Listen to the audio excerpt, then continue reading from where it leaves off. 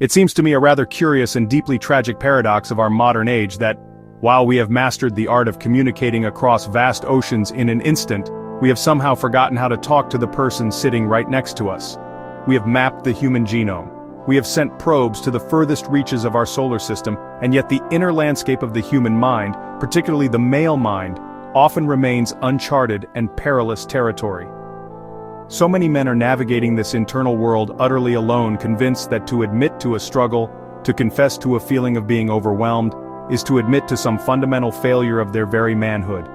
This silence is not golden, it is a leaden, crushing weight, and it is costing us dearly. It is a silent epidemic, spreading not through a virus, but through outdated expectations and a collective failure to listen.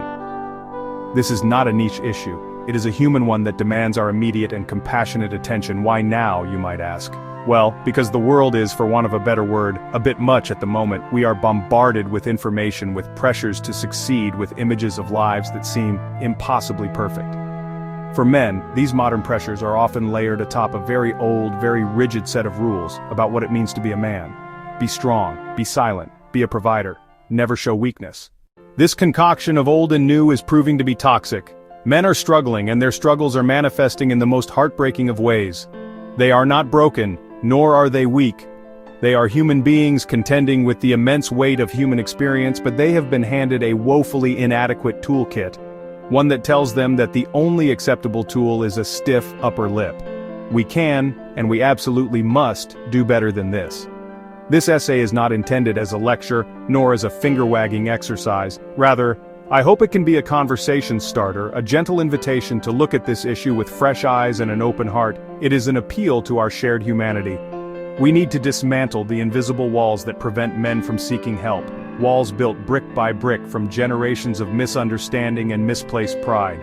We must create a world where a man can speak of his anxiety as freely as he speaks of his bad back, where asking for psychological support is seen not as a sign of weakness, but as an act of profound courage and self-respect. The well-being of our fathers, our brothers, our partners, and our sons depends on it. Indeed, the health of our entire society depends on it.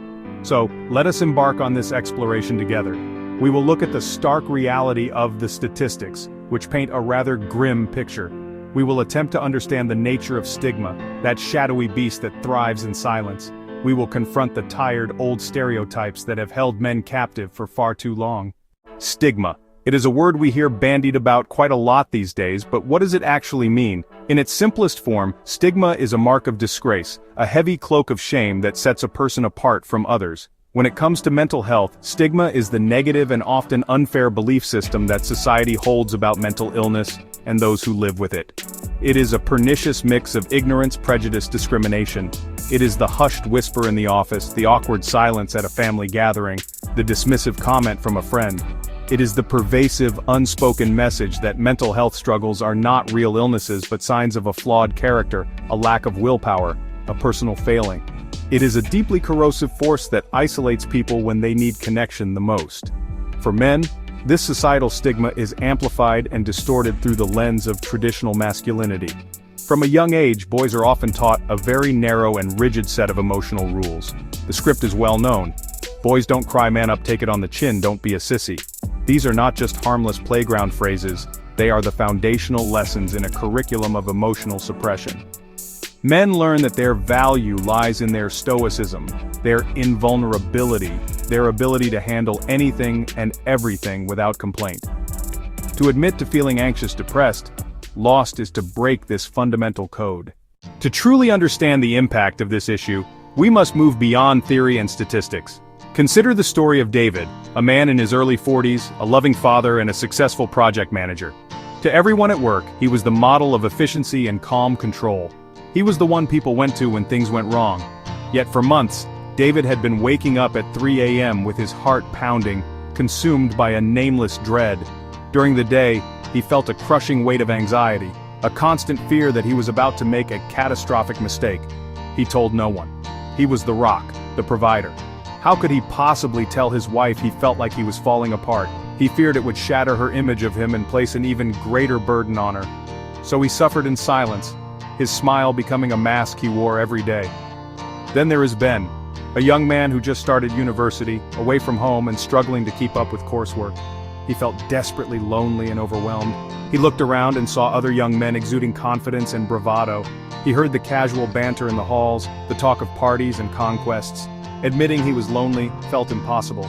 It would be social suicide. He thought, there must be something wrong with me. He started skipping classes and spending most of his time alone in his room, the isolation feeding his depression.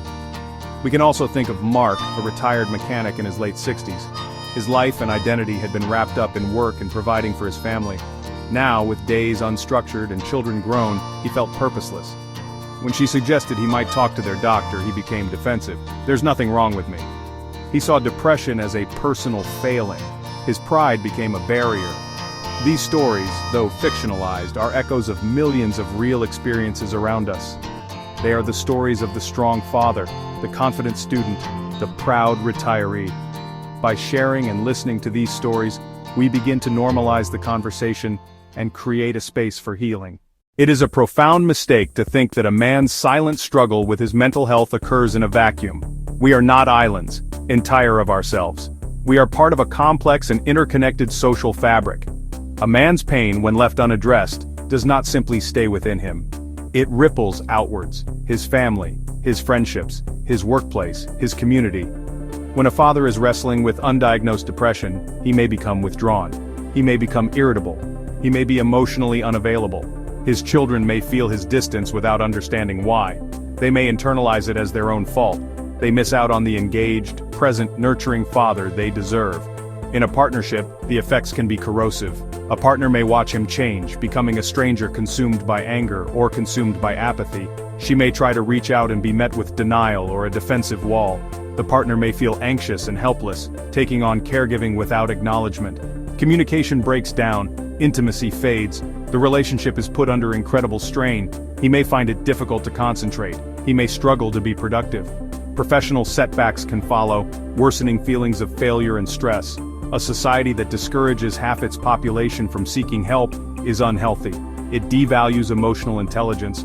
It lets problems fester until they explode. This feeds higher rates of addiction, violence, homelessness. We all pay the price for this silence. Addressing men's mental health isn't just about helping men, it's about healthier families, more compassionate communities, more functional social systems. So, faced with this rather daunting picture, it is easy to feel a little helpless. But we are far from powerless. Dismantling decades of stigma may seem like a Herculean task, but it begins with small, consistent, and compassionate actions. The most powerful tool we all possess is conversation. We must start talking about mental health openly, honestly, without judgment, especially with the men in our lives. It can be as simple as asking a friend, "You seem a bit off lately, is everything all right?" And then, crucially, being prepared to listen properly to the answer, without immediately trying to fix it. Another practical action is to challenge the old, tired stereotypes whenever we encounter them. When you hear someone say, "man up," you can gently intervene. You could say, "It's okay for him to be upset," or, "Actually, I think it takes a lot of strength to show your feelings." Men who are comfortable talking about their own feelings or their own past struggles can have a huge impact. Support organizations and peer groups, role models in sport, arts and business, and sharing positive stories of men who sought help and are thriving. All of this builds a new ideal of masculinity defined by authenticity, emotional intelligence, and self-awareness. The dawn is coming, let us go out to meet it. Talk, listen, challenge, support. Help is available. You are not alone.